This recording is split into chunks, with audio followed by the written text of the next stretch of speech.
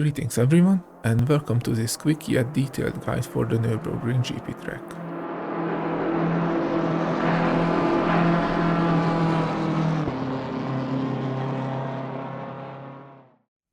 This layout of the track is a medium speed, medium technical version, and it is filled with corner combinations. Corner combinations are special because you don't have time between the turns to fully finish the first one, and usually you have to sacrifice the exit of the first corner in order to have a decent entry for the second one. These combinations are turn 1 and 2, 3 and 4, 6 and 7, 9 and 10, and somewhat 11 and 12. We also have two slow speed deep trail braking corner, the 8th and the 16th. And there is a very hard chicane after the long straight, 14 and 15.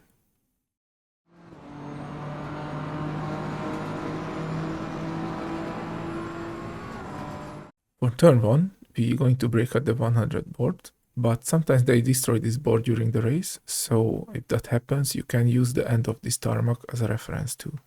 The approach of this corner, I usually stay a bit to the right and aim right to the 50 board, because we want to go wide, but the strip where we're going to put our car just starts here. So first we need to aim that part.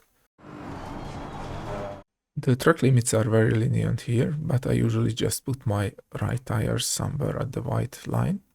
And although I usually turn in without a reference, just by feel, the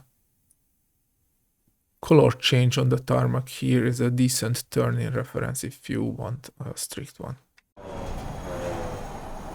At the apex, you just want to clip the curb. It's a bit of a blind one because there's a drop here, so be careful not cut too much.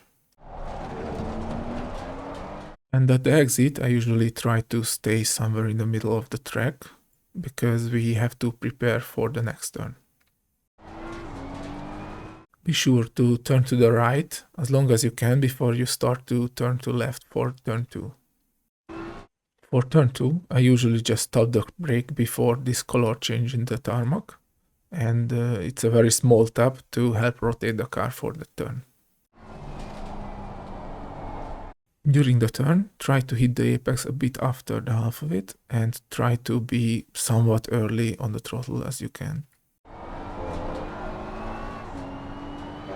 For turn 3, there's not much preparation time. The track limits are here for your left tire, but you want to cut back earlier because we will brake somewhere at this green part a bit before, but we will turn already into the corner, so we make a line like this with our left tire. Trail brake really deeply into the corner. The track limit for your right tire is somewhere here, but I usually place it on the white part. It is also a decent tactic to put your left tire here and use the edge of the curb to help rotate the car a bit.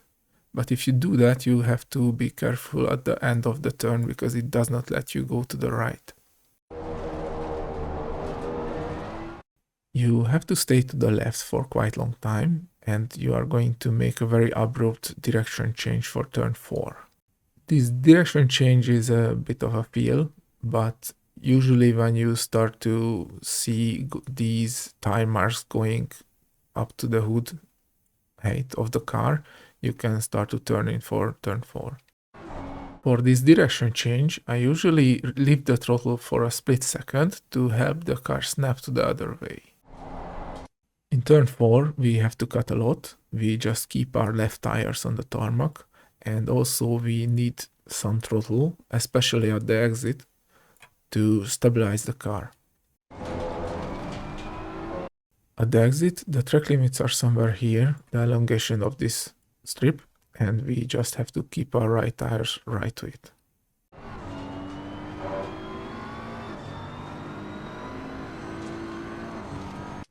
For turn 6, we first going to make a small curve using this road, so we have a better entry for the turn, And the braking point is halfway between this color change and the end of the road. So it's here.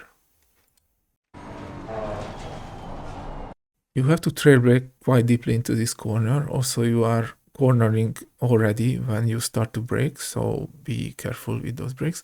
And just keep your left tires off from this strip because it neglects the banking of the turn a bit. For turn 7, again, we don't have too much time to use all of the track.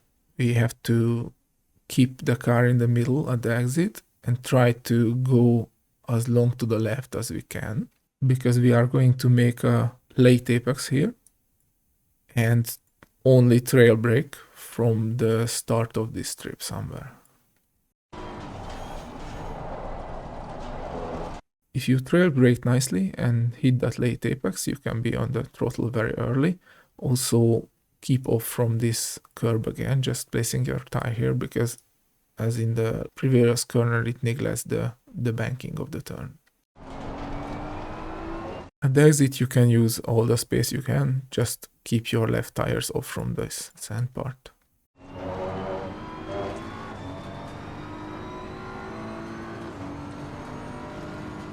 Turn 8 is a highly banked corner, so you want to trail brake deeply into it.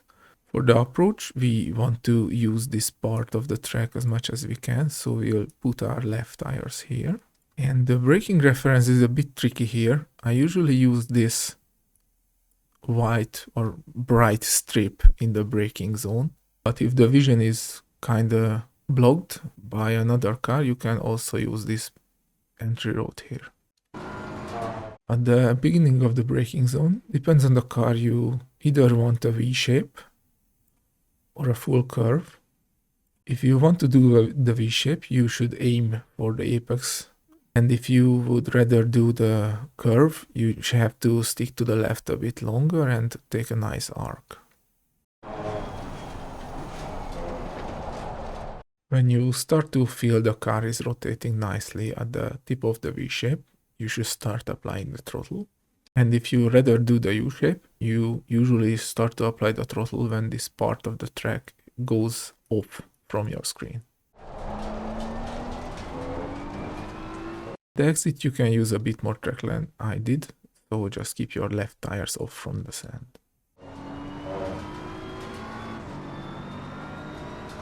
The Schumacher S's are very tough corner and high-speed corner. You don't want to brake here. You just want to do a slight lift. Depends on the car. You can start the turn by quite bouncing off this elevated part. Or if the car drives on curves nicely, you can put your right tires up here. The turning reference is a bit hard to judge for this corner, but I usually try to use this darker patch where the car should already cornering for the left completely. The same applies to the first apex, so you either do the safe line, or if the car drives the curve nicely, you put your left tires up here.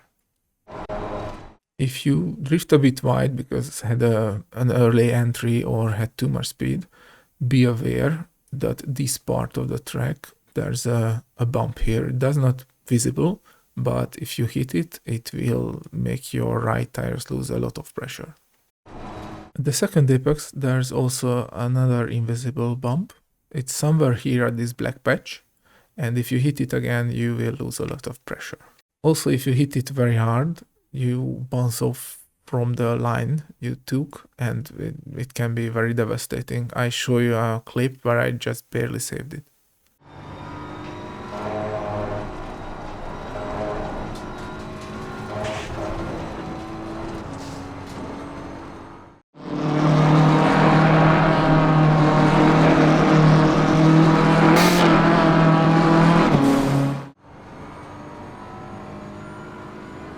For turn 11, we want to use as much road as we can, so we put our right tires here, and the braking point will be just a bit before the 100 board. At the apex, I usually cut as much as I can. It's not as nasty here, but be aware it's still a curb. At the exit, On this lap I got a bit of over rotation, so I did not use all the space. The track limits are somewhere here, so you just want to keep your left tires on this strip. There is not much preparation time for turn 12. You want to brake at the beginning of the black patch, and we will going to do a very late apex here, and we'll be on the throttle before the apex. So you have to trail brake very nicely here. We do this because this corner leads to a very long straight, and we want to maximize the exit speed of the corner. As you can see, we are already on the throttle before the apex. Just be sure to not hit this elevated curb too much, because it negates the banking of the turn and will bounce you off a bit. Also, the edge of the curb is very hard, so if you hit it too much, it will just bounce your car all around. At the exit, as always, you can use all the track as you want, just keep your left tires off from the sand.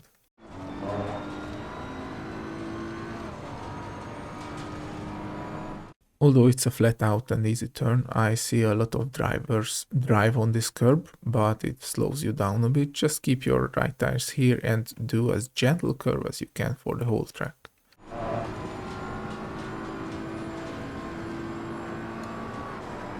For the chicane, you want to brake somewhere at the 60 to 75 part, and we will turn in a bit after the 50 board. I usually let off the brake before the first apex, so we can get some nice rotation for the chicane.